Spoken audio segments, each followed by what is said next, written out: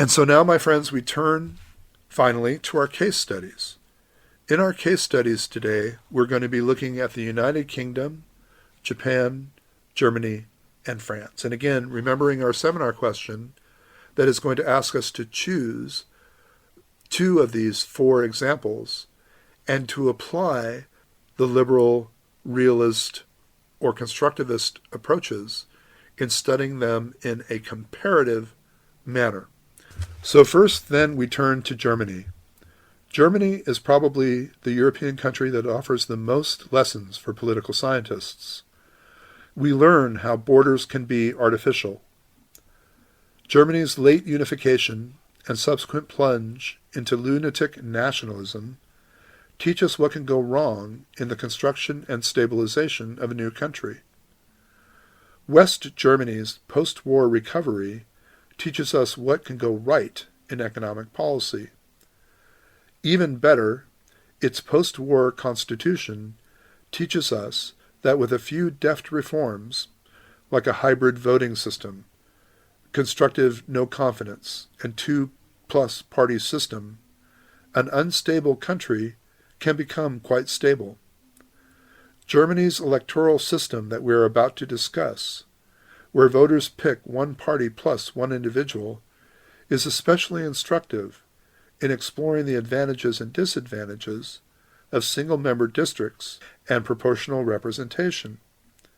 Yes, it is possible to combine the two, and Germany's recent reunification teaches us how expensive it is to combine two very different systems. We're talking about the reunited Germany, right? The Federal Republic of Germany, that which came after the reunification of Western Germany and Eastern Germany. Germany has a population of 82 million. It is the most populous country in Europe except for Russia, and 68 million of those 82 million lived in what is the former West Germany. Its area is about 3 times that of Mississippi. Britain is about 2/3 the size of Germany, and Germany is about 2/3 the size of France. Germany is a world power. It is the 4th largest economy in the world, only behind the US, China, and Japan, and it is without reservation the largest economy in Europe. We remember its historical legacy in that Germany had a late development as a nation state, at least in relation to the other Western European nation states, and even that of Russia. Its creation as a nation and a state didn't happen until 1870, twice if you think about the reunification of East and West Germany in 1990.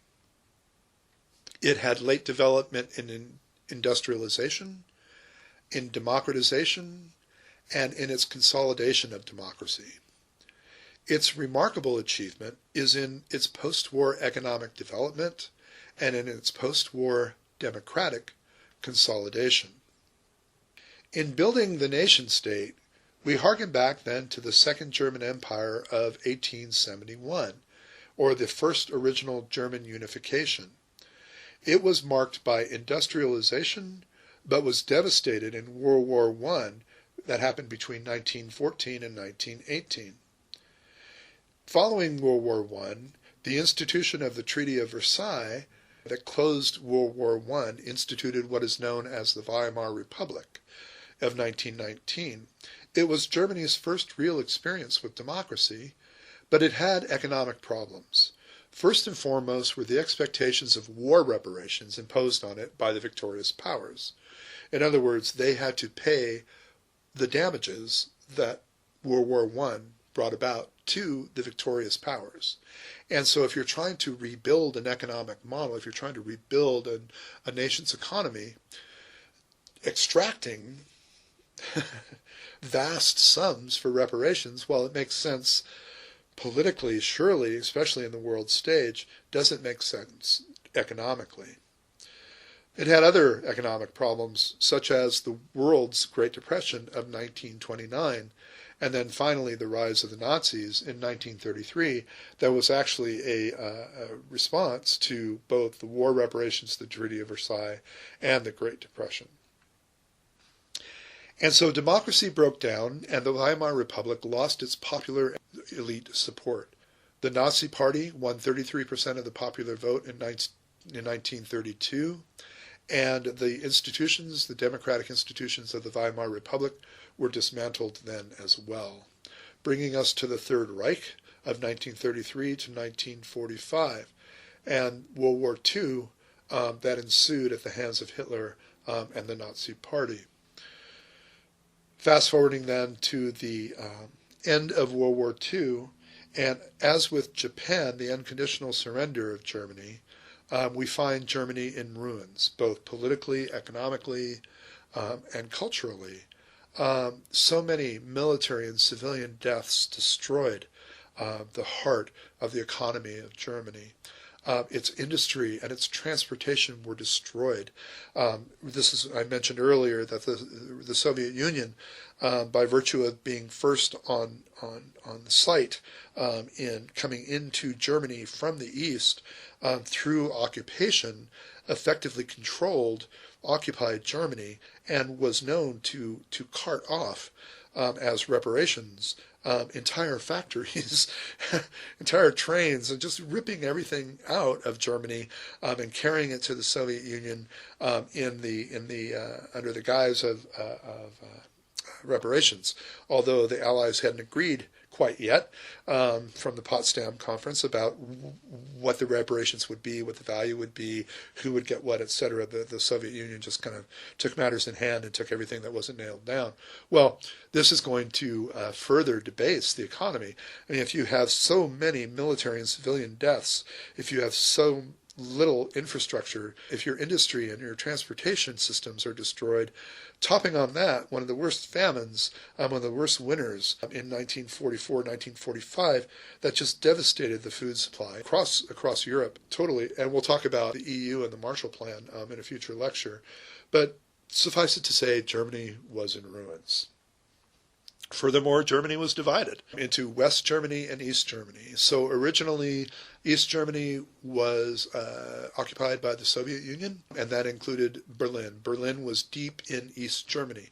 But the Allies, the other Allies, the United States and the United Kingdom, also took thirds of Germany as occupied territory, and then the United States broke off a part of its occupational territory and gave it to France to occupy. France wasn't a victorious ally. It was considered an occupied nation, but the historical and the cultural and the political ramifications of allowing France to help occupy Germany was vastly important as well.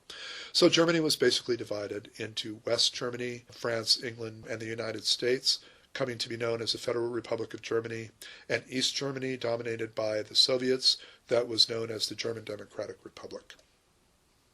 Both were formed in 1949. Both had an economic miracle from the 1950s and the 1970s, coming from what its starting point was. It sustained an unprecedented economic growth, although East Germany still lagged behind.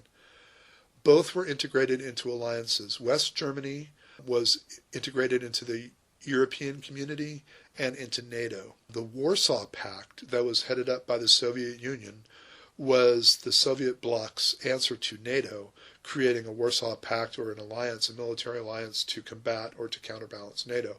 And so East Germany then was part of the Warsaw Pact. The Marshall Plan, which was also known as the European Recovery Program, the ERP, was to talk about the recovery of Europe and to oppose the recovery of Germany as being nonsense. People can have both or they can have neither. George Kennan, who is a marvelous diplomat and a statesman writing on behalf of the State Department, was one of those who were arguing for the Marshall Plan. The Marshall Plan was, in effect, a relief bill created and funded by the United States for Western Europe to rebuild Western Europe's economy, to provide food and sustenance for the starving peoples of Europe following World War II. It was actually President Truman's plan, but President Truman was very unpopular in Congress, and so they named it the Marshall Plan so as to take Truman's stamp off it, knowing that it would be more likely to pass congressional muster if it didn't have Truman's name on it. So pure politics. The Marshall Plan had a great effect on Western Europe's evolution. It encouraged economic integration that led at first to the creation of the European coal and steel community among 6 nations: Belgium, France, Germany, Italy, Luxembourg, and the Netherlands. This is going to become the seed of the European Economic Community, and from there to become the EU. So the Marshall Plan, this European Recovery Program, was the genesis, was the seed for the future European Union. Really, it helped more psychologically than economically.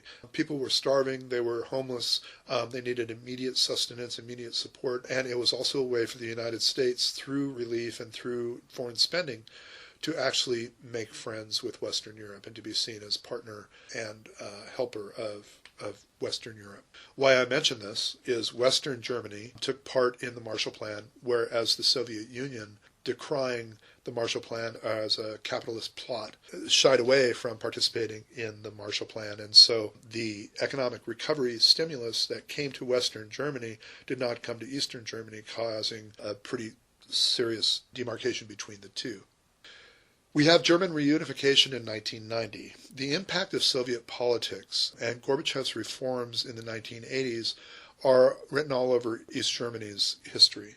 The GDR opened the Berlin border in November of 1989. The GDR's first re-election, this is Eastern Germany, was in March 1990, and the reunification with the Federal Republic of Germany occurred in October of 1990. So we have a reunification of Germany in October of 1990. Germany is also a federal system. It is called the Federal Republic of Germany. It's a federal government that is called the Bund, and the 16 states that are called the Länder. There are other federal systems that we're going to study in the context of this course, namely in the United States, and other unitary systems that are not federal by nature. We mentioned Japan as being a unitary system. It's not the only one. Great Britain and France are also unitary systems. So, this Federal Republic of Germany then is divided into 16 states. There are 10 states in the west and 6 states in the east, including Berlin. Obviously, there are differences in historical traditions, social structure, dialect, and economy. So we have state jurisdiction then in education, culture, law enforcement, and regional planning, and it has more governmental overlap in the United States. So I was going to suggest that state jurisdiction in education, culture, law enforcement, and regional planning is very similar to that we find in the United States. Unsurprising then that to some extent the German constitutional system would be modeled on that of the United States, but there is more governmental overlap than in the U.S. It is a parliamentary system. There is a central institution of the federal government, the parliament. It's a bicameral or 2-chamber parliament with a lower house, the Bundestag, and the upper house, which is the Bundesrat. There is a chancellor who is a chief executive. Angela Merkel, as we know, is the chancellor right now. There is also a president who is a head of state and performs more of a ceremonial role than an active political role. In the bicameral parliament, the Bundestag is the primary legislative body. It has 669 deputies and is directly elected by the people. The Bundesrat represents state governments at the federal level, which is what the Senate in the United States originally did before the progressive reforms of the early 1900s. It has 69 members, 3 to 6 per state, and the state representatives are actually appointed by the state government. They are not elected by the German polity. In German parties, similar to the parties in Japan, we have the Social Democratic Party, or the SDP, which is left of center. It is the ruling coalition since 1998. It was originally Marxist that evolved to work with liberal capitalism. You also have the Christian Democratic Union, or the CDU, and Christian Social Union, CSU, which are both center-right parties. You have Free Democratic Parties, or the FDP, which is center-right and is the former German Democratic Party, or the GDP. You have Alliance 90 and the Greens, which are a combined party, which are the West and East Greens who merged in 1990, and obviously they are left. You have the Left Party, which is obviously left-leaning and populist at that. And you have the Alternative for Germany, which is the AfD, which is right to far right or nationalist populist. And so Federal Chancellor or Prime Minister Angela Merkel. The Chancellor defines government policy. The Chancellor controls the cabinet. There are 14 federal ministers. The Chancellor recommends the formal appointment or dismissal of the ministers. There is formal policy guidelines, and they are legally binding. Composition of the cabinet is a major issue in building a multi-party government. And so in building party cohesiveness between parties, coalition, having representatives of the minor parties or the minority parties on the cabinet is very important and helps provide pluralism in the system of government. The current president then of the German Republic then is the president elected by the Federal Convention, an electoral body that consists of all members of the current Bundestag and an equal number of electors who are elected by the 16 state parliaments. And so it's a honorific head of state, really no political power, that is elected by the lower chamber and an equal number of electors from the 16 state parliaments. There is a federal constitutional court that reviews the constitutionality of legislation. It limits the decision-making power of the Bundestag. Its constitutional issues are often brought before it, including constitutional complaints filed by individuals, actual court cases referred by a lower court, and federal or state governments or one-third of the Bundestag deputies can request a review of a law. In Germany, we have state capitalism. We have the state ownership of the means of production within a state. The state has considerable control over the allocation of credit and investment. And some examples of this kind of state capitalism include corporatized government agencies and states that own controlling shares of publicly listed corporations. Now, German capitalism allows for corporatism. Cooperation between government and interest groups is an important part of corporatism, or when government and interest groups or corporations combine to help create policy on behalf, or for the nation on behalf of the electorate. Social interests are thuswise organized into organizations. A single association can represent an entire social sector, and obviously associations are hierarchically structured. Now, there are peak associations or associations that have more influence and more power than others. The two that I can best describe are the German Federation of Trade Unions, which would be similar to our AFL-CIO. It has over 8 million members and 11 unions. And so the German Federation of Trade Unions actually participating in policy development with the German government is an example of corporatism. You have Confederation of German Employees Associations, which are 80% of entrepreneurs. This represents employers as negotiating partners of the trade unions. They're the other side of the trade unions. Interest groups and their participation is an integral part of the German political process. Interest groups are actually welcomed as necessary participants in developing policy. They are formally involved in the policy process.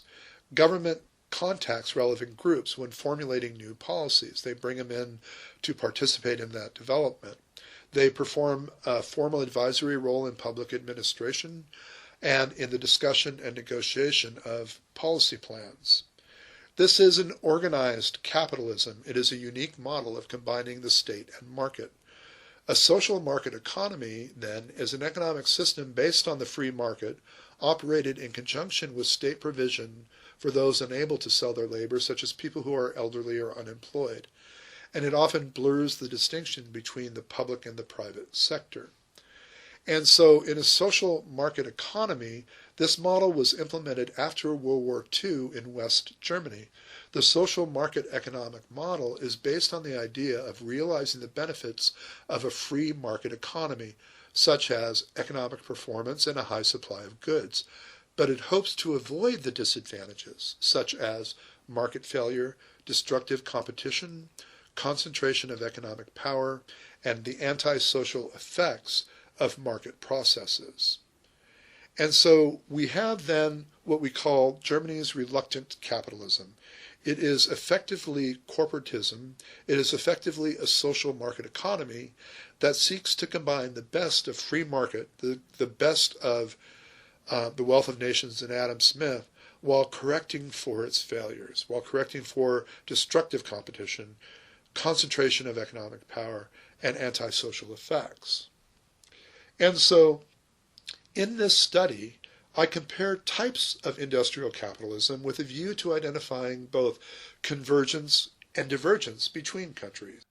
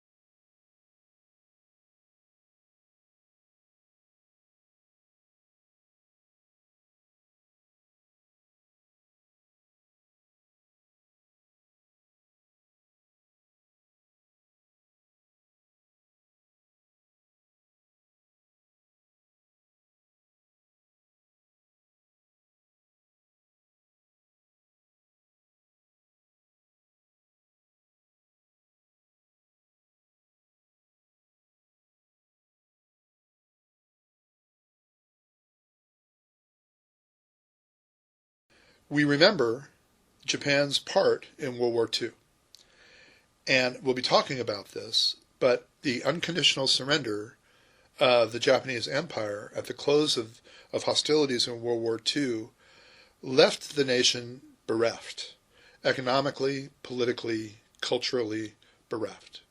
And so to come from that place then in 1945 to the place where it is today in 2020 is a significant case study. I would argue that few nations have come half so far so fast. Capitalism is credited and free marketers present Japan as an example to emulate.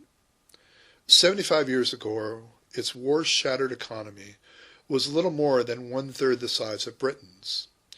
Today, the Japanese gross domestic product, this is as of 2017, the last I've been able to get, or the most recent I've been able to get, is at 4.87 trillion. So their GDP is 4.87 trillion, which nearly exceeds the combined total GDP of Britain at 2.62 trillion and France at 2.58 trillion. And the gap is certain to widen still in the years ahead. Looking at Japan geographically, Japan is a little bit smaller than Germany and a little bit bigger than. If we look at Japan in its area, Japan is a little bit larger than Germany, but a little bit smaller than California. There are 5 major islands of the Japanese archipelago. Its population is 127 million, or about 4 times that of California. Pretty good life expectancy of 81 years, and 18.6% of the population are 65 or above. Looking at Japanese history, we recognize it as being one of the oldest continuous monarchies, having its establishment in 660 BCE. The monarchy was supplemented by the shogunate, which was a feudal military dictatorship under the emperor, a very weakened emperor, from 1185 to 1867. In this era, you had a command economy of 80% agriculture. When U.S. Commodore Matthew Perry forced Japan to open trade in 1853, it fairly quickly caused what they called the Meiji Restoration, or the restoration of the power of the emperor in relation vis-a-vis to the shogunate. You saw a newly centralized government under the emperor, a new interest and influx of industrialization and trade, and Japan instituted mercantilism as an authoritarian stabilizer. In other words, mercantilism to uphold, to shore up the power of the emperor, the power of the throne. In Japan's participation in World War II, we know their invasion and annexation of northeast China, also known as Manchuria, from 1931 to 1932. We saw full-scale aggression in China by the Japanese from 1937 to 1940. And then finally in 1940, we saw their mitigated alliance with the Nazis in Germany and the fascists in Italy, creating the Axis powers of World War II, who were going to fight the Allies. And then in the Pacific War from 1941 to 1945, as we well know from Pearl Harbor, Japan invaded every country and colony in East and Southeast Asia. Following the close of the war, we saw demilitarization. Demilitarization was the intention of the United States as the victor to take the unconditional surrender of Japan and to create a new culture, a new economy, and to address the political system in Japan that had led to its militaristic nature. In doing so, then, the demilitarization following World War II purged almost all the wartime officers and politicians that had served in the Empire of Japan during the war. It disbanded almost all militaristic associations and parties. It prosecuted almost all war criminals, and we still have to this day a controversy with a Shinto shrine. We'll be talking about it with Prime Minister Abe here in a second. The Kasukuni Shrine, a Shinto shrine, which honors the 2,466 million kami, or spirits, that are housed in that shrine, and many of which are war dead. And so honoring that Shinto shrine is tantamount to honoring those people who participated in World War II. So you can see how that would be divisive. And finally, the demilitarization dismantled almost all war industries in Japan. In the 1947 Japanese Constitution, Article 9, consider the Peace Clause, suggests, quote, "The Japanese people forever renounce war as a sovereign right of the nation and the threat or use of force as a means of settling international disputes. Land, sea, and air forces, as well as other war potential, will never be maintained," close quote. So the Peace Clause in Article 9 of the 47 Japanese Constitution negates its militaristic future. That being said, doesn't mean that their economy isn't going to benefit from war. And the example that I like to give is the Korean War in 1950 to 1953. Albeit under the auspices of the United Nations, the United States predominantly became active in the struggle between North and South Korea, which was effectively an attempt by the Western powers, the United States predominantly, to contain communism. The economic turning point for Japan came with this Korean War, because Japan is going to be the ones who are going to supply Korea, to provide the war supplies to Korea. They're going to Japan are going to experience an industrial resurgence by virtue of this industrialization, and they're going to have a vast inflow of foreign currency to help pay for this supplying. So to put numbers on it, from 1945 to 1950, the growth rate of Japanese economy was 9.4%. From 1950 to 1955, their growth rate climbed to 10.9%, so a point and a half higher, or over 10%. In 1952, then, Japan's GDP, the gross domestic product, matched their pre-war high. So coming into the war then in 1940, 1941, to its conclusion in 1945 on the USS Missouri, then we have 7 years later, Japan's GDP matching its pre-war high. That is a heck of a resurgence, I'll tell you. Now, while political and military leadership in Japan were cleansed or purged during World War II, the bureaucracy was left fairly well intact, providing the foundation for today's nationalist movement in the main Japanese political party, the LDP. This is because the bureaucracy represented the aristocracy of old Japan, of pre-war Japan. And so it created an institution in Japanese culture that actually served the occupying force, served General MacArthur, and so they were allowed to stay.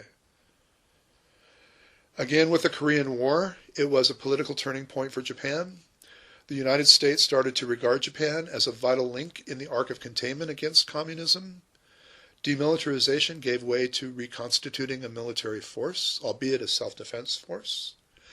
And in the General Peace Treaty in San Francisco in September of 1951, where Secretary of State Dean Acheson served as the president of the treaty conference, we remember that both China and the Soviet Union were excluded from that peace treaty. This is important because when we talk about the peace treaties closing the war in Europe, the Soviet Union's participation in those treaties significantly muddied the waters, diplomatically significantly muddied the waters, especially in Poland, in Czechoslovakia, and the Balkans. The Soviet Union's demands in closing the war in Europe didn't help. Didn't help the future of Europe. So it's important to note that China and the Soviet Union were actually excluded from this. And that helped Japan, as my point. The September 1951 treaty formally ended the occupation of the United States in 1952. It helped create the U.S.-Japan Mutual Security Treaty, and it allowed for U.S. troops and military bases to exist in Japan. In the government of Japan, we find a unitary, parliamentary, constitutional monarchy.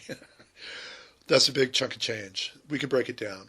It's unitary in that it is a type of federal model with prefectures and municipalities that help participate in government, but it is unitary in that the central government holds all the cards.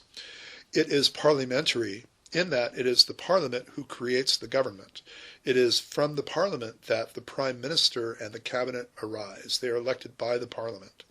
So it's a unitary, parliamentary, constitutional monarchy. There is a monarchy, there is an emperor, but that emperor's powers are limited by the Constitution, as is similar in England.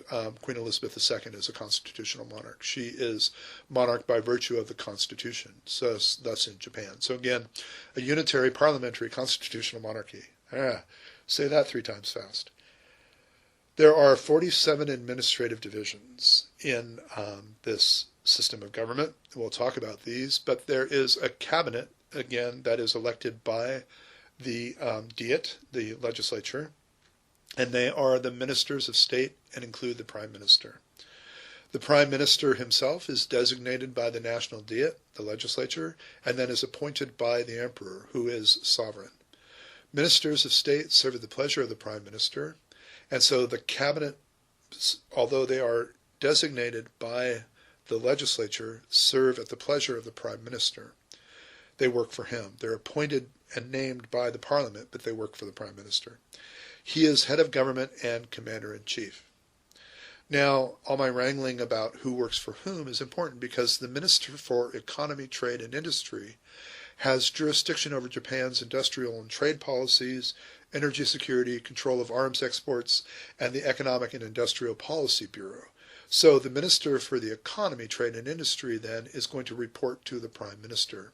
That person is reflective of the Diet, of the legislature, but he takes his marching orders from Abe. Shinzo Abe, the Prime Minister, took over party leadership from the populist Koizumi, who left the country with low interest rates, high annual deficit, and a promise against tax increases. Abe achieved office of Prime Minister as president of the LDP party, we'll talk about that in a second, in a shift away from traditional mechanics, a reliance on local party chapters where national grassroots movements hold sway, instead of the traditional party factional maneuvering. So, as I suggested before, populism is often destructive of institutions, while nationalism tends to harken back to a nation's glorious past. And a lot of what we're seeing in the world, both in Hungary, in Czechia, and Japan, and to some extent in the United States, is this strange mix then of nationalism and populism under the overarching umbrella or the overarching banner of conservatism. And so the Japanese government then has at its center This strong central government, headed by a cabinet or executive branch, headed up by the prime minister. That being said, there are also prefectural governments and municipal governments. Before we get into that, let's get into the National Diet, the legislative branch. There is a House of Councillors, which is an upper house, which is effectively a rubber stamp of the lower house. The lower house, the House of Representatives, chooses the prime minister, passes the budget, and ratifies the treaties.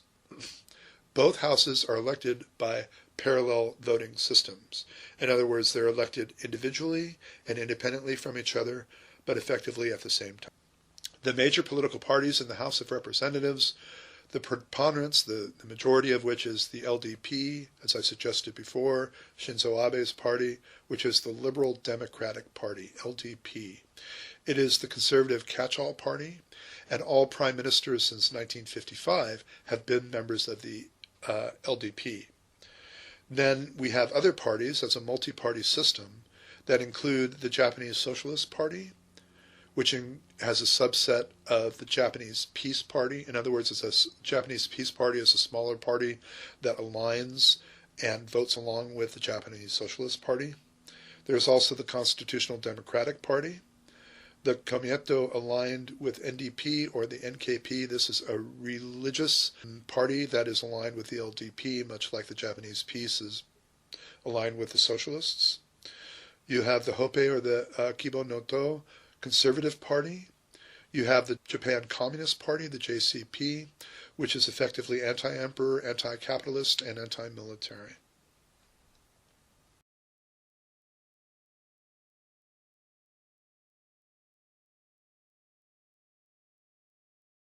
As I suggested before, the bureaucracy has a lot of power in the Japanese system of government. It is heavily involved in policy making by virtue of the Iron Triangle.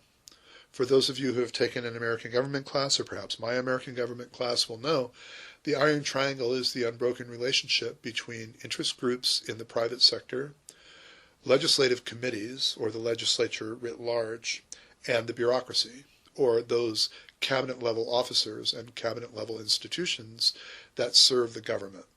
And so you have an interest group who is in line with the legislative committee that is making laws that are going to affect that interest group, as well as the bureaucracy whose job is going to be to implement or affect the laws that are created by the legislature. So this relationship then between these three entities then create an iron triangle, an unbreakable triangle of influence and cause and effect within the legislative process. My favorite quote from a Japanese bureaucrat: prime ministers come and go, but we are forever. Indeed. There is a judiciary, obviously, in Japan as well, and it is also hierarchical. There is a Supreme Court. There are 8 high courts, 50 district courts, 50 family courts, and 438 summary courts or lower courts. There are 15 Supreme Court justices who are appointed by the cabinet. Lower court judges are nominated by the Supreme Court and then appointed by the cabinet. But we remember that with the LTP's very strong control of government since 1955, their domination and manipulation of the courts are universal. As I suggested before, there is also a local government, but this is a unitary, not a federal system, which means that the central authority holds all the cards, holds all the powers. Any power given to the local authority is delegated by the central government, and any power that can be given can be taken away. There are 47 prefectures, or regions. You could say states would be a good analogy, each with a governor and legislatures. There are literally hundreds of municipalities which are served by mayors and city councils, very similar to what we have here. Local government conducts roughly 2/3 of all government spending and brings in about 1/3 of all tax revenues. Now, as we shift then from looking at Japan's history and its political structure, we now tie it in from the political structure to the economic model. We know that Shinzo Abe, as Prime Minister of Japan, has been tasked with reinvigorating Japan's economy. As head of the LDP, this very strong party, he has very broad-ranging powers. He has the legislature in his back pocket. He is definitely working strongly with the bureaucracy, as the cabinet heads are appointed, although appointed by the legislature, serve at his behest and serve at his direction. So Abenomics, then, is a conjuncture of Abe, which is Shinzo Abe, the prime minister, and nomics. So it's his economic model. It's called Abenomics. Now, roughly, my friends, there are two schools of thought in economics. One preaches that if everything is left to the forces of free and competitive markets, then resources will be distributed efficiently, and that therefore it is more harmful than beneficial for the government to intervene in the markets through fiscal and monetary policies and through vigorous regulations. Now, those who advocate this way of thinking are known as neoclassicists or conservatives. They harken back to pure capitalism, Adam Smith, Wealth of Nations capitalism, Ronald Reagan and Margaret Thatcher capitalism. While they admit that taxation cannot be done away with altogether because the government needs money to fund public services such as defense, police, firefighting, elementary and secondary education, conservatives insist that income tax rates on individuals and corporations should be kept as low as possible, that an emphasis should be placed on indirect taxes like the consumption tax, and that social welfare should be reduced to a bare minimum in order to encourage self-help. Classic liberalism, classic, right? This role of the individual, pulling yourself up by your bootstraps. Well, obviously there's another side, right? Followers of the other school believe that it is an armchair theory to expect the free and competitive market economy to be efficient, and in that in the real world imbalances such as unemployment and instability such as economic cycles are unavoidable. Therefore, they go on to say that the government's market intervention through fiscal and monetary policies is indispensable to rectify imbalances and avoid instability. This second school is referred to as the Keynesian, right? Maynard Keynes, Keynesian or liberal school of economic theory. Concrete means of implementing the liberals' fiscal policy consist of raising and reducing taxes, increasing or decreasing investment in public works projects, enacting progressive income taxes in order to transfer a portion of the income from the wealthy to the poor. That should sound familiar, right? That should resonate. And making publication free of charge and getting the government to pay part, if not all, of medical expenses. As for monetary policy, liberals try to cool an overheated economy or to buoy the economy through the manipulation of interest rates by the central bank. In the United States, that would be the Fed. In Japan, it's going to be the Bank of Japan. So the ultimate goal of the liberals is to attain a fair and equitable society under the slogan of full employment, eradication of poverty, and the relief for the socially weak and environmental protection. Not a bad goal. We can see how both these schools of thought have the country's best interest at mind, the best interest at heart. They just think that will come about differently, right, from different models, whether a conservative or a progressive model. In the United States, the Republicans tend to push economic policies of the conservative school, and the Democrats tend to prefer those of the liberal. In Britain, the conservatives follow the economic policies of the conservative school, and the Labour Party follow the more liberal school. In Japan, Prime Minister Nakasone and Koizumi, the predecessors, the prime ministers prior to Abe, followed the policies of the conservative school. Under his favorite theme of carrying out administrative reform, Nakasone turned the nation towards small government and succeeded in privatizing the Japanese National Railway, the Nippon Telegraph and Telegraph Public Corporation, and Japan Tobacco and Salt Public Corporation. Koizumi pushed the slogan of structural reform and enforced derogatory measures and privatized the three branches of the nation's most postal service operations: mail, savings, and insurance. Both Nakasone and Koizumi were genuine conservatives. Although they followed free market ideologies in their economic policies, on the political front they were second to none in honoring tradition and order.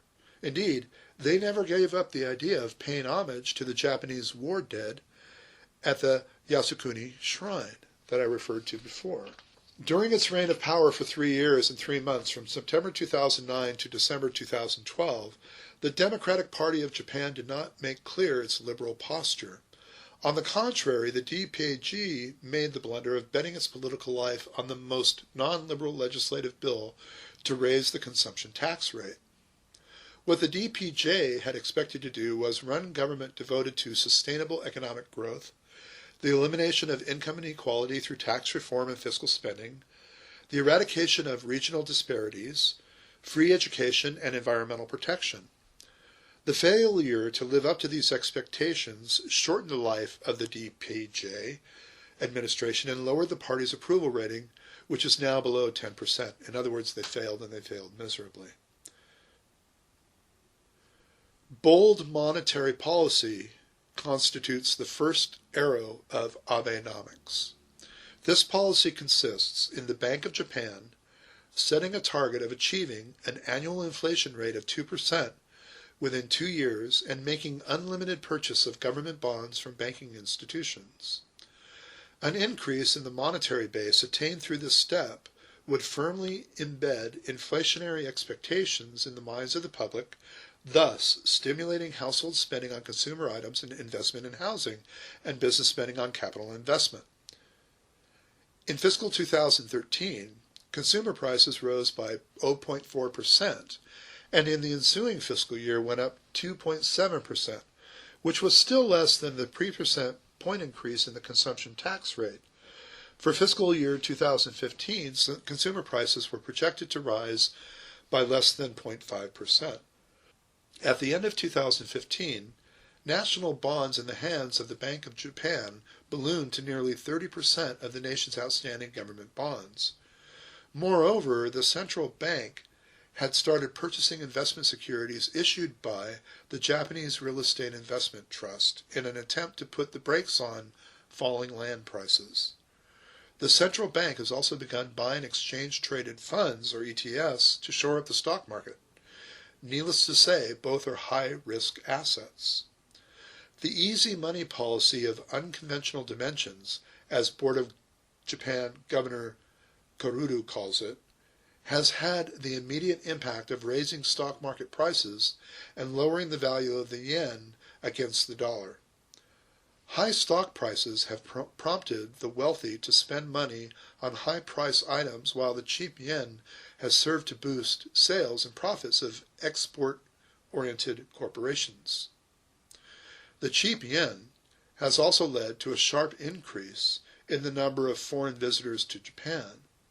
Their annual inbound consumption, estimated to reach between 2 and 3 trillion yen, has served to make up for sluggish consumption by Japanese households.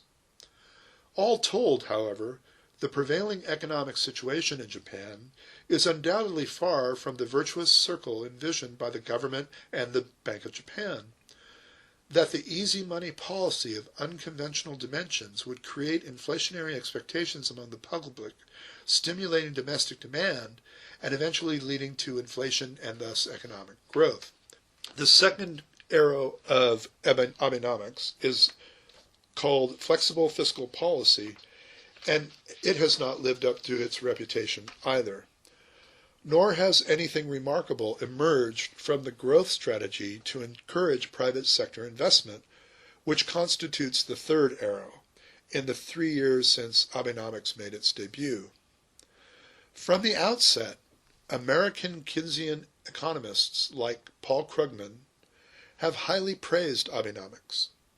In contrast, Martin Fieldstein and other genuine neoclassical economists labeled it bad policy. After all, Abenomics is truly Keynesian, in that it is based on the assumption that fiscal policy and monetary policy are effective. But it does not necessarily attach importance to helping the weak or rectifying disparities between rich and poor. Also conspicuous is its strong tendency to make light of market forces and to control the economy, as exemplified by Abe's personal call on the private sector to raise wages and increase investment. In addition, the Prime Minister has been pursuing genuine conservatism, as evidenced by his steamrolling through the Diet the State Secrets Bill and the Security Bill that includes self-defense forces' participation in collective self-defense, and by his intention of revising the Constitution. Abe's policies, aimed at imposing more control in both the political and economic arenas, cannot be called either conservative or liberal. They can perhaps be most appropriately called state capitalism, as exercised in countries like China, Russia, and Singapore. Okay, so having looked then at Japan's political and economic structure and its shift from capitalism to mercantilism by virtue of Abenomics,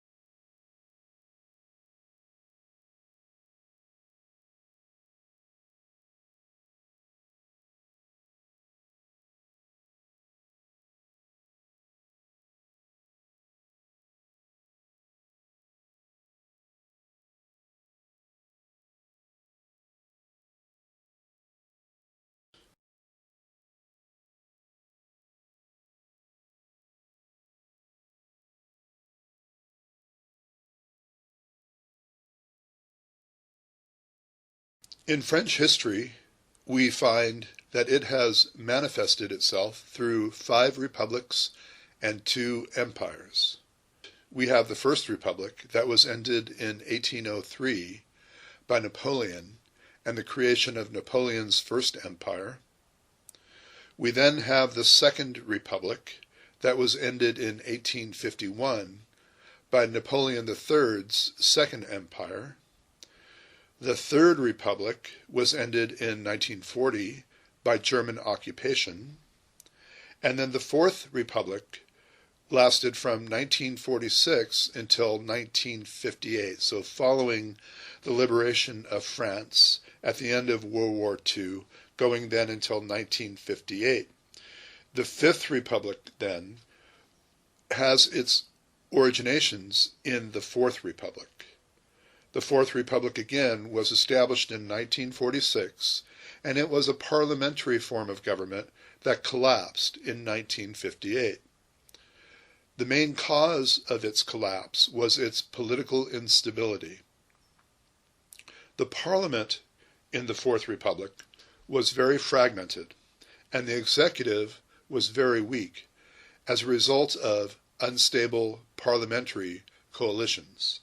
And we remember from our conversations both in Japan and Germany, parliamentary coalitions refers to bringing together distinct parties, minority parties, to form a coalition, to form a government. So when the situation in the Algerian War of 1954 to 1962, a colonial war in France, became worse, then the government failed as a result. So the origins of the Fifth French Republic saw its beginnings with General Charles de Gaulle, who had headed up the French government in exile during World War II, during the German occupation. He lived from 1890 to 1970, and he had actually retired from politics in 1946, but at the request of the French, came back in 1958 to propose and reform the Constitution in order to strengthen the executive and then limit the power of the parliament. And so in September of 1958, the new French Constitution was approved by referendum, and on October 4th, 1958, the new Constitution entered in force. The Constitution of 1958 created a new system that was called semi-presidential. And so instead of having a parliamentary form of government, we have now a semi-presidential. So the term was first introduced by the famous French political scientist Maurice de Viger. It is disputed, and not all scientists accept it or agree on the countries which belong to this idea of a semi-presidential government.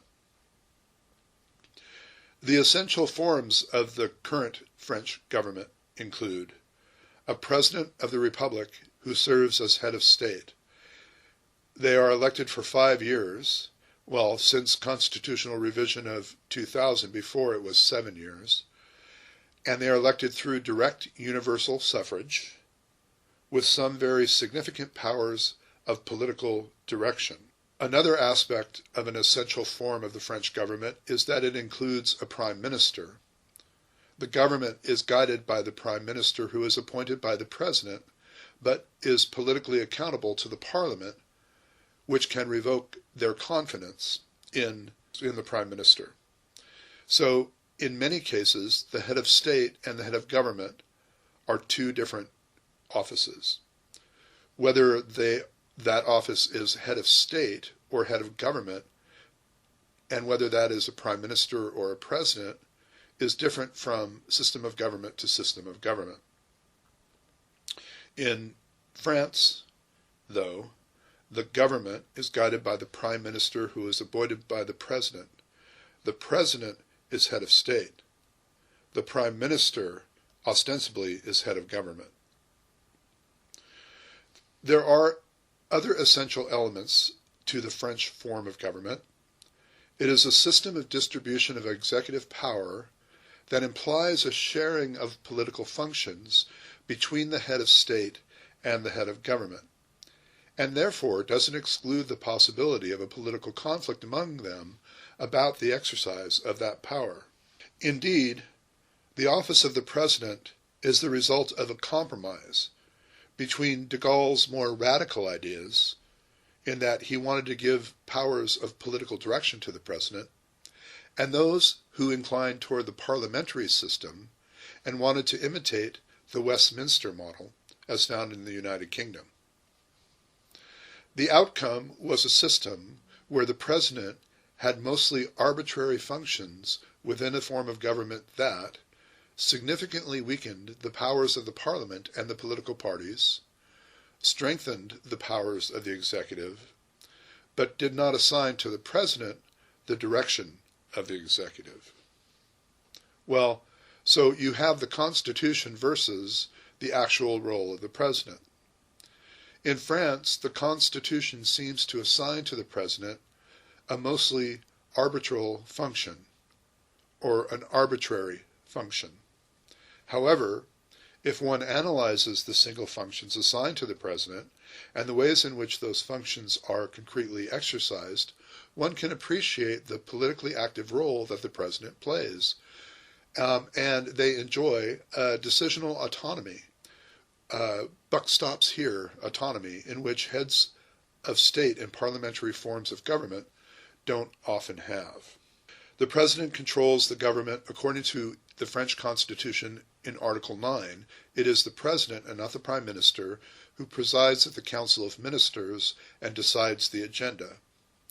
The president has the power to dissolve the National Assembly. This is found in Article 12. And the only limitation is the prohibition to dissolve the Assembly in the year following the elections. And the president has the classic powers as head of state. Other powers of the president are similar to those assigned to heads of state in parliamentary systems, such as signing ordinances and governmental decrees, appointing some categories of civil and military officials, accrediting foreign diplomats, granting pardon, and addressing the parliament. we know that really the president controls the government. The president appoints the prime minister, and by virtue of being able to appoint them, is also able to remove them. So the president then has the control of government. Even though the prime minister ostensibly controls government, the president controls the prime minister, therefore the president controls the government. The interpretive praxis imposed since 1959 by de Gaulle assigns to the president a real power of revocation of the prime minister and therefore of the government. And so, to recap then, the president's power is as head of state. In this instance, we're dealing with Macron, so I can positively say he appoints the prime minister, appoints ministers, can dissolve the National Assembly, can submit legislation to referendum on proposed government or parliament, has the emergency power of up to 6 months, is commander-in-chief of the armed forces, and as I suggested earlier, his term was reduced from 7 years to 5 years, established in 2000, and now also has a 2-term limit of these 5-year terms, so a total of 10 years, and that was established in 2008. The French government also allows for the possibility of a referendum. And these are 2 presidential powers that deserve particular attention. Article 2 of the French Constitution grants the president the power to present a draft law for approval through a referendum without a prior parliamentary vote. So, in other words, the people can approve a law proposed by the president directly to their referral without having parliament in the process. The matters which may be the object of a referendum regard the organization of the public authorities, the ratification of an international treaty that may affect the functioning of state institutions, any reforms of the economic, social, or environmental policy of the nation, and reforms of the relative public services. The president may call for a referendum only through a proposal by the government or the parliament. The procedure can be used by the president to bypass a hostile parliament, obviously, with the necessary support of the government behind him. In 2008, the constitutional reform gave a similar power on the same matters to 1/5 of the members of parliament, or about 182 people, supported by 1/10 of the electors, or 4.2 million people. The referendum in this mechanism may not be called for by the people directly, which is an exception to systems that do allow referenda, because the meaning of the referenda is usually direct popular initiative and participation, as it is in the state of California that we know. And so really the working relationship between the president and the prime minister is key. The president again appoints and chooses the prime minister and other ministers. The president chairs the Council of Ministers, and so the prime minister has to harness parliamentary majority for presidential policies. Parliament's motion of censure against the government then would call for a failure of the prime minister, and therefore the need for the president to reappoint a new prime minister. So we touched on the powers of the president. What are the powers then of the prime minister?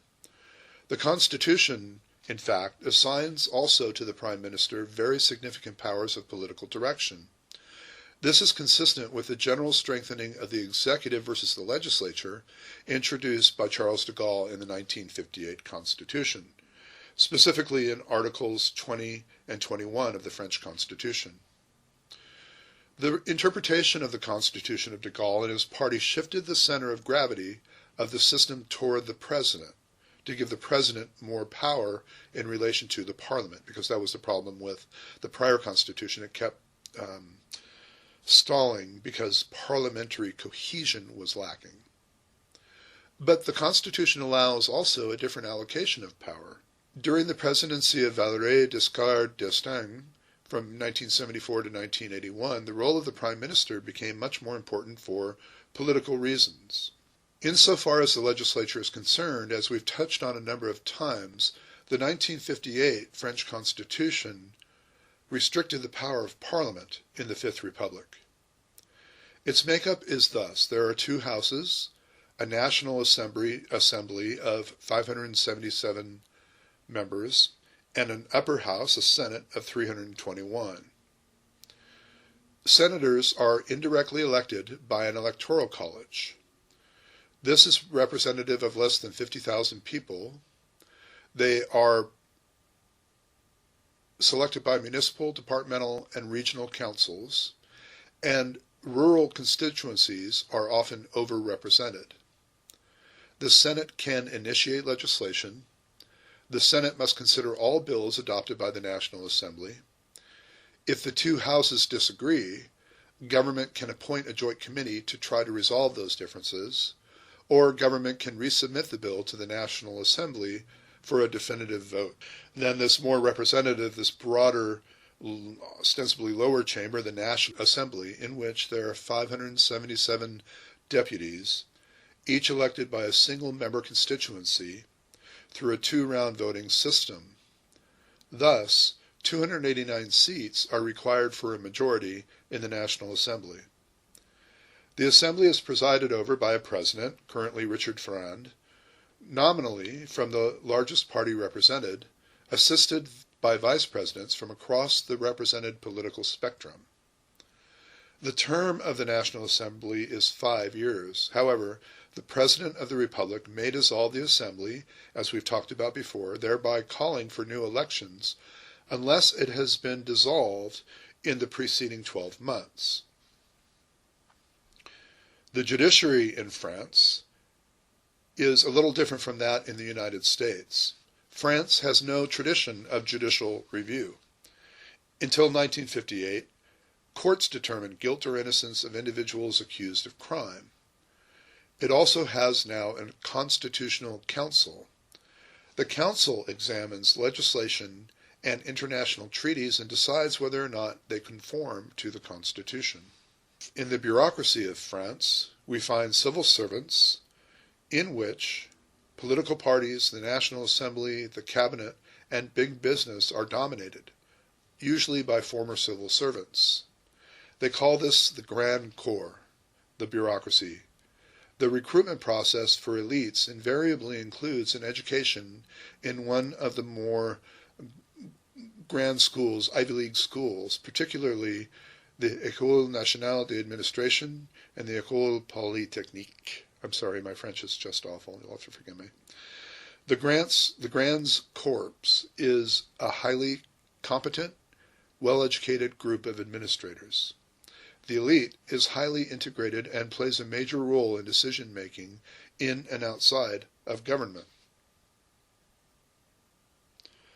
This slide shows a schematic of the government as it's been described heretofore. You can pause the lecture at this point to kind of review it and see where these different elements fit in and how they flow to each other. In speaking to the economic, social, and geographical characteristics of France and how that contributes to its political economic expression, French political culture is generally influenced by economic, social, and geographic characteristics, obviously, of France. France is densely populated with an approximate population of 57 million.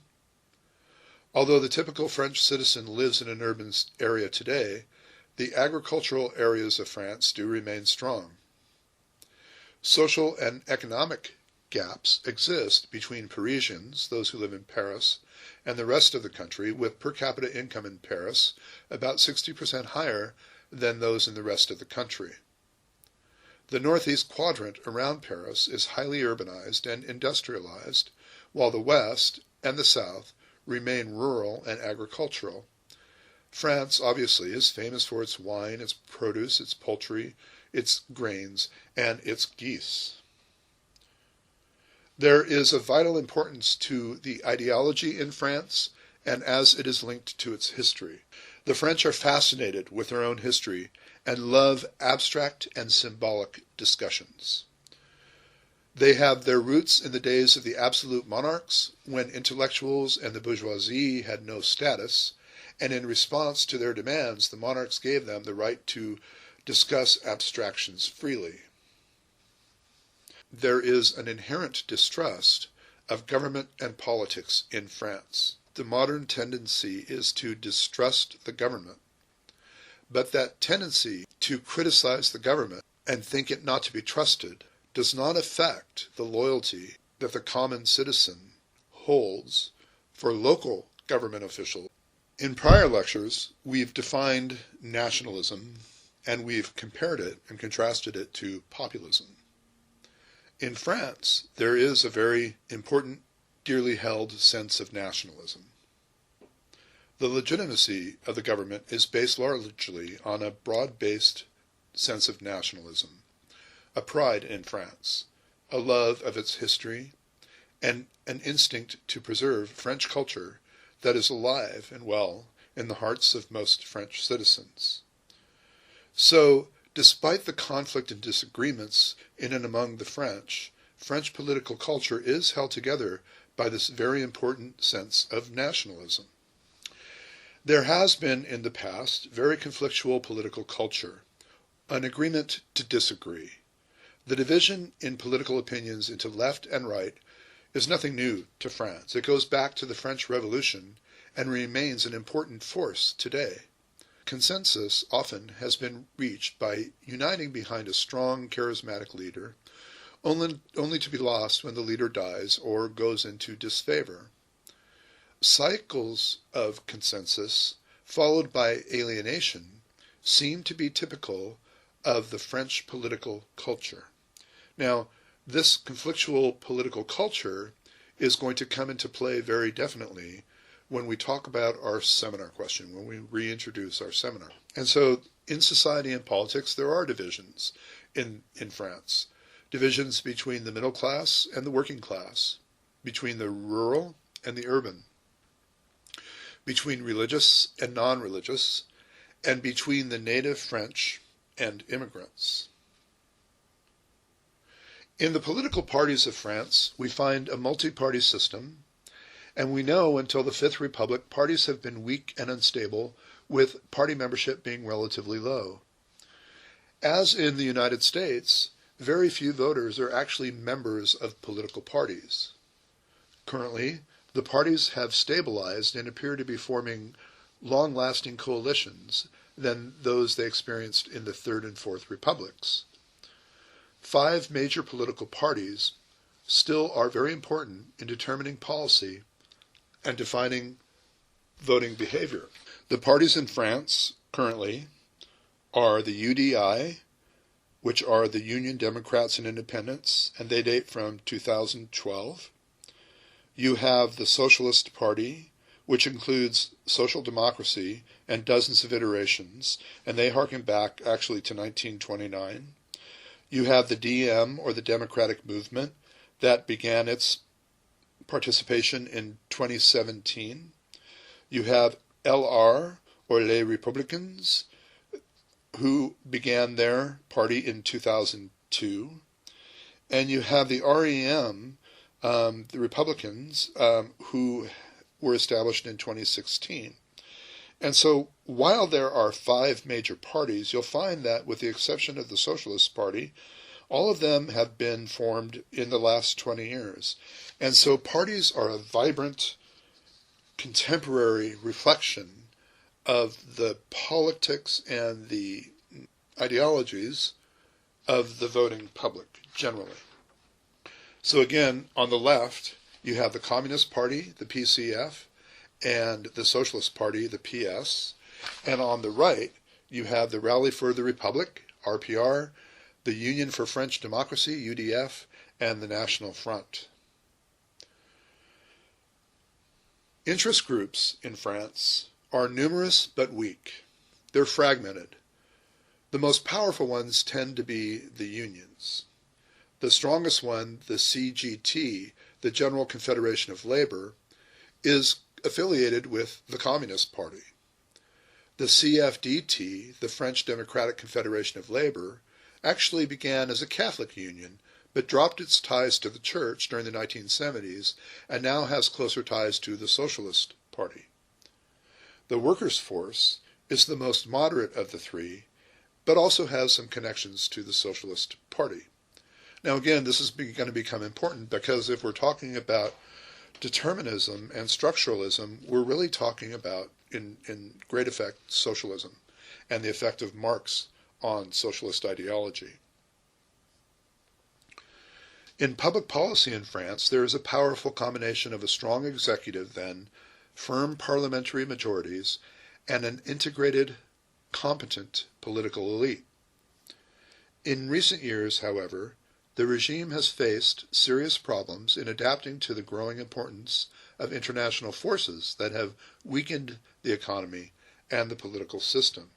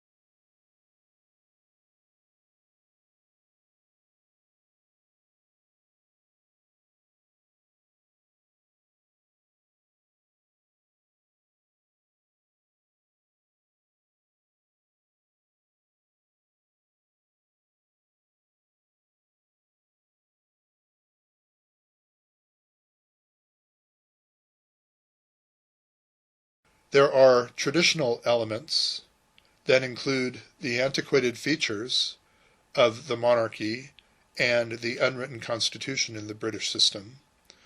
We have gradualism. We have the existence of the monarchy itself. We have the existence of the House of Lords and the role of Parliament. Now, we know from our English history that the unwritten Constitution of England really had its foundations in the year 1215 with the Magna Carta.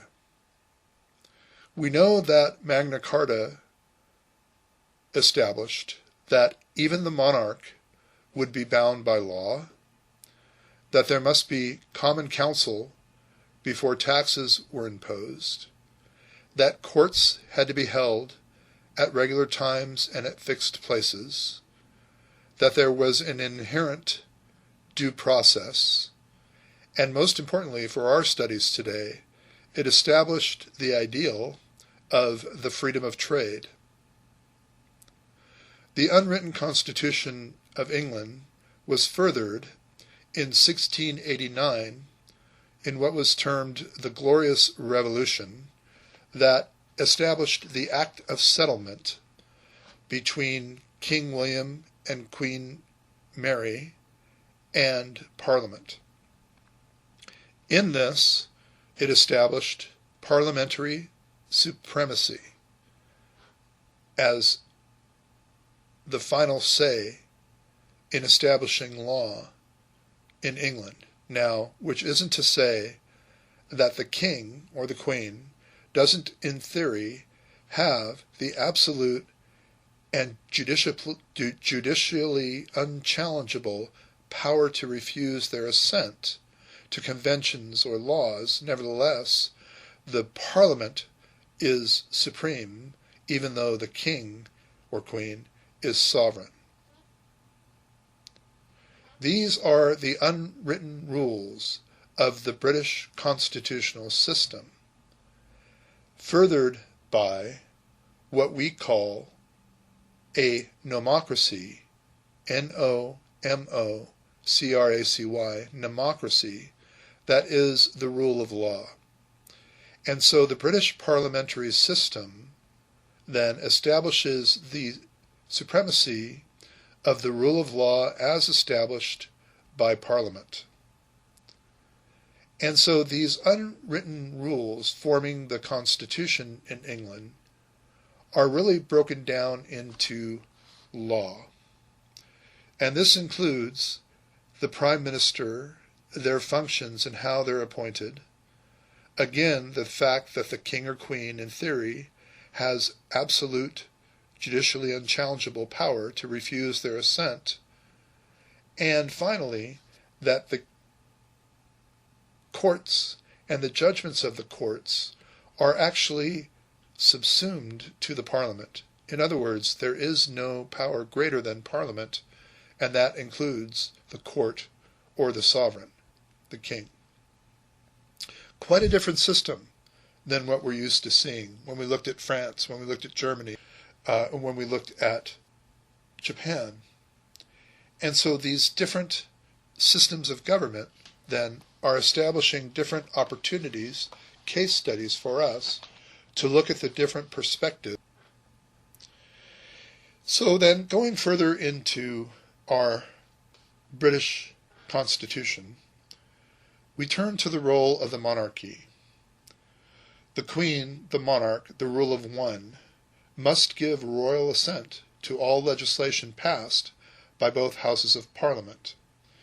The Queen opens Parliament and dissolves it, and formally makes treaties with foreign states, creates peerages, makes many top appointments in civil service, is the head of the armed forces, and ostensibly the head of the judiciary. Now, the monarchy in Britain, as we know, is an indigenous institution, because since prior to it, the Angles and the Saxons were based on chiefdoms or on principalities. In the original heptarchy of East Anglia, Mercia, Northumberland, Kent, Sussex, Essex, and Wessex, the kings were originally elected and weren't hereditary.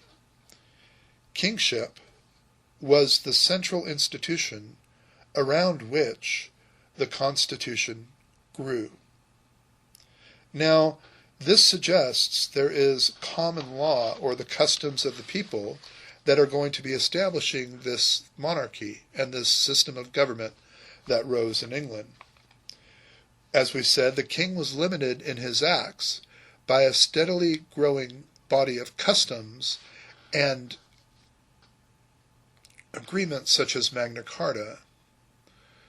We know that the shires, which are called counties after 1066 in the Norman invasion, were the local jurisdictions under the king whose main job was making war. The significance of this general scheme of local government lies not in its modern survival, as in the formulation of an intractable habit of local autonomy as a convention. And remember, convention and custom are at the heart of constructivism. So looking at the formation of these habits, local autonomy as a convention, is at the heart of our study of constructivism. With the monarchy, we know that they're constitutionally bound to take the advice of their prime minister. The Queen must sign her own death warrant, they say, if two houses of Parliament unanimously send it to her. The last sovereign to actually refuse to give royal assent was Queen Anne in 1707. The Queen's role in establishing government would be heightened if, in a general election, it produced no clear majority for a government to be formed. Looking at the structure of the British government, then, we're drawn to the Parliament in the House of Commons and the House of Lords. We see the executive with Her Majesty's government, i.e. the Prime Minister. We see the judiciary, or the UK courts of law. And finally, we see the Crown, the personification of sovereignty, the monarch. Insofar as the British Parliament, in the British Constitution, the British Parliament is noted for its form and for its antiquity. They call it the mother of all parliaments. It was the first established parliament that still continues to this day. There is, in running the parliament, a combination of statutory law, common law convention, and authoritative interpretations of the statutory law and the common law. The British system is held together by the Parliament, which, in theory at least, has the power to repeal any law it likes. And constitutional changes created by the Parliament tend to be very long-lasting. Again, the British Parliament is referred to in the Westminster model, or what is established at Westminster, which includes the ideals of parliamentary sovereignty, parliamentary democracy, the existence of a cabinet government, which is the center of British politics, that formulates and presents policy to the Parliament. The cabinet government is the supreme ruling body of the executive branch, and together they have collective responsibility. So again, the British Parliament establishes the cabinet government, the Prime Minister, and the different cabinet-level officers, the different secretaries, the Foreign Secretary, the Home Secretary, the Treasury Secretary. And then collectively, this government is responsible to the Parliament as a collective. So it's not just the Prime Minister that is responsible. It is the Prime Minister and his cabinet. Looking then further into the British Parliament, we see primarily three overriding principles. There is no area that Parliament can't make law about. It is supreme. No other body can negate parliamentary law, as I suggested earlier. That includes the courts and the sovereign. And the Parliament can't restrict, by law, by legislation, the actions of any future parliaments, because that future parliament, at that time, must be supreme. The British Parliament is made up of two chambers, the House of Commons and the House of Lords.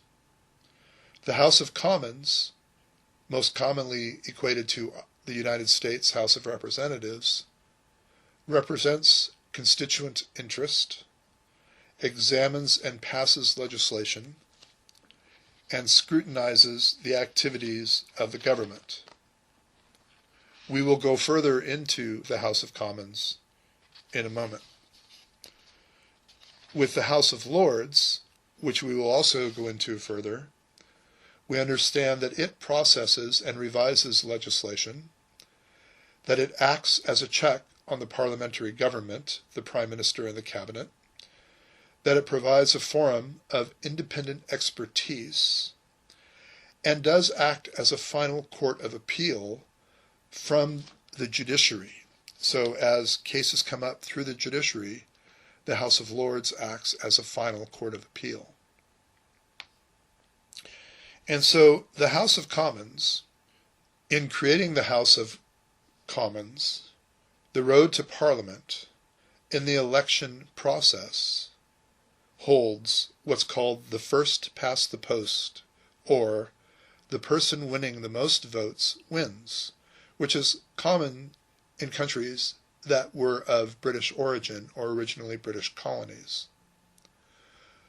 A commission known as the Boundary Commission deals with the size of the districts of which a member of Parliament represents, and party allegiances of those elected members of Parliament are not in the same proportions as the votes cast throughout the country.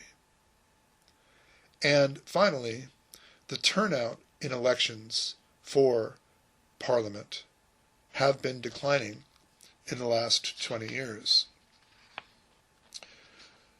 The House of Commons, since 1945, has had a common average life expectancy of 3 years and 7 months. So the Prime Minister can call for dissolving Parliament, asking the Queen for a royal proclamation. After Parliament is dissolved, at the request of the Prime Minister, the basic rule is that a general election must take place on the 17th day, excluding Sundays and holidays, following the date of the proclamation dissolving the Parliament. So as we're in the United States, our elections every 2 years for the House of Representatives, every 6 years rotating for the Senate, and every 4 years for the President, the campaign begins well in advance of those elections. In the United Kingdom, the election must take place on the 17th day following the date of the proclamation, so within about 20 days. So looking at the Prime Minister and the Cabinet, we understand that the Prime Minister is considered really first among equals. They are a member of the Parliament and a leader of the majority party. They speak legitimately for all members of Parliament. They choose the cabinet ministers and important subordinate posts. They make decisions in the cabinet with the agreement of the ministers. They campaign for and represent the party in parliamentary elections. And they shape cabinet decisions into legislative policy. So that is the role of the Prime Minister in the government. Insofar as the cabinet, the collective cabinet, is the center of policy making in the British political system. As leaders of the majority party, they are elected by the people, and they take collective responsibility for making the policy of the country. The most important cabinet-level officers are the Foreign Office, the Home Office, and the Chancellor of the Exchequer. So the Foreign Office, the Foreign Secretary, would most closely relate to our Secretary of State. Except, remember, in our system, in the United States system, the President takes advice from his Secretary of State, but makes decisions personally. In the United Kingdom system, since it is a collective cabinet center for policy making, the Foreign Secretary, the Secretary of State, is responsible for developing policy on behalf of the cabinet government. We remember that parties exist in the UK system as they do in the United States system, and as in the United States, party discipline is very important in British politics. If party members do not support their party leadership, the government may fall into crisis. And this comes to what is known as a vote of confidence or vote of no confidence. So when the government, remember the Prime Minister and the Cabinet, formed by the Parliament at the behest of government, at the behest of Parliament, and formed then at the request of the monarch, loses the confidence of the Parliament, it is generally a party-related issue. So usually it's a vote on a key issue within the party, this vote of confidence. If the issue is not supported, then the cabinet, by tradition, must resign immediately, and new elections for members of Parliament must be held, as I suggested, as soon as possible. This is usually avoided by settling policy differences within the majority party membership, so it never quite comes to that vote of confidence or no confidence. If the party loses a vote of confidence, all MPs, members of Parliament, lose their job. So there is plenty of motivation to vote along the party line. In the upper chamber, the House of Lords, unlike members of Parliament, Lords are unelected and unpaid, obviously except for certain allowances to cover attendance, which is voluntary. There is no upper limit in the number of members. There are currently 730 peers, or lords, in the United Kingdom that have the right to sit in the House of Lords. The House of Lords is the final court of appeal on points of law for the whole of the United Kingdom in civil cases, and for England, Wales, and Northern Ireland in criminal cases. This work is carried out by the Law Lords, or a subset of the House of Lords, who act specifically as a court of appeal. So, in the House of Lords, we find two distinctions. First are life peers. Life peers are appointed by the Crown by the advice of the Prime Minister. The majority of the total membership is made up of life peers of about 600, and titles cease on the death of the peer. They are not hereditary titles, hence the term life peer. There are also, though, law lords. There are up to 12 that I suggest hear appeals from the lower courts. They answer questions on major points of law, and in 2009, an independent UK Supreme Court opened, ending the idea of judicial function of the Parliament, although that has been backed off and is currently in flux, in change. In England, we also have a bureaucracy made up of civil servants. There are hundreds of thousands of civil servants in the UK. They administer laws and deliver public services. Most do clerical and routine work for the bureaucracy. There are a few hundred who directly advise ministers and oversee the work of departments. There are top civil servants and bureaucrats who usually stay within their departments, while ministers are party officials who move with party demands. Therefore, the top civil servants often have a great deal of input into policy making. And so this is very similar to the system that we have in the United States with the bureaucracy, where the cabinet-level secretaries, who in this instance would be equated to the ministers, come and go with presidential administrations. So the Secretary of State, the Secretary of Defense, the Secretary of the Treasury can be changed either by a sitting president or in transition between presidents. Same is true in the UK, again, where the ministers, being party officials, move with party demands, but the top civil servants and bureaucrats usually stay within their departments. The bureaucracies are served in the United Kingdom by an interesting aberration that's called quangos, or quasi-non-governmental organizations. There are about 6,000 at present, and 90% operate at the local level. Some advise on policy, others deliver services, but all are created by Acts of Parliament and are publicly funded.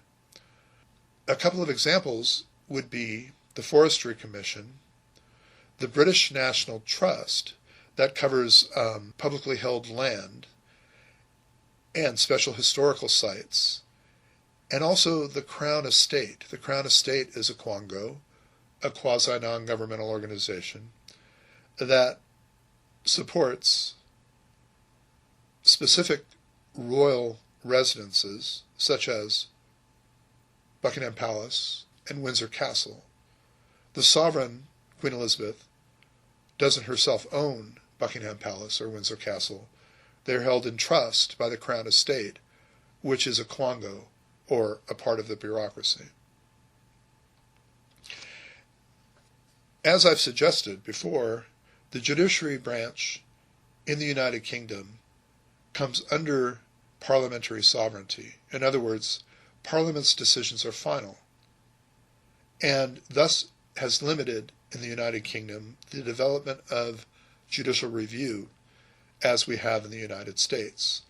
So again, remember, all this is struck to constructivism and how the system of government and the conventions and norms of a political system help drive the political environment and the economy. If then in the United Kingdom the judiciary branch doesn't have the ability to overthrow acts of Parliament, this means that Parliament's sovereignty is absolute. So the only thing that British courts can do is to determine whether government decisions violate the common law or previous acts of the Parliament.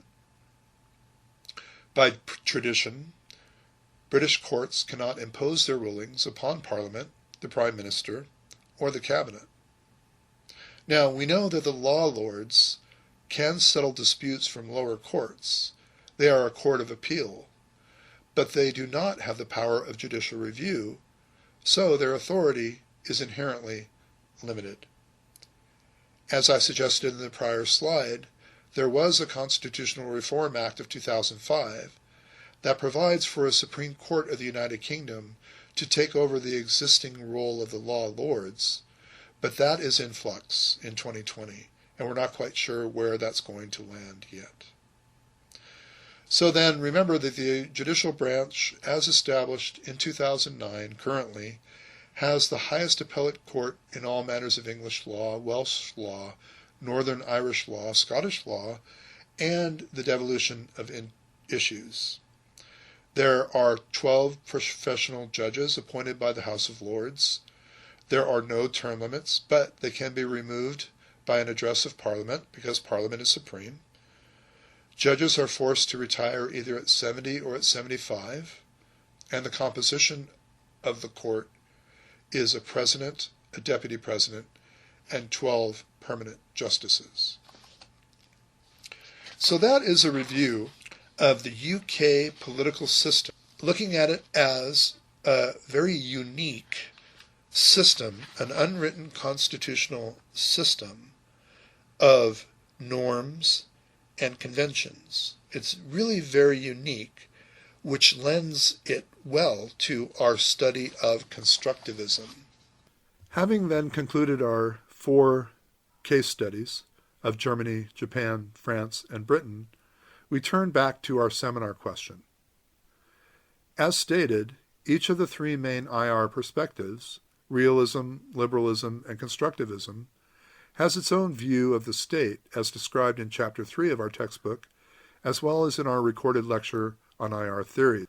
So, utilizing the comparative approach we've now established in this lecture, please choose 2 of the 4 case studies to develop an analysis of paths of political organization and legitimacy in those states, using each of the 3 IR perspectives as a basis of comparison.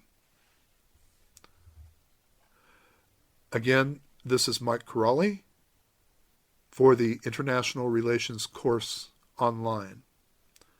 Today's lecture has been linked to Chapter 5, titled The State and the Tools of Statecraft, in our textbook, Essentials of International Relations, by Karen Minkst. Thank you and have a great day.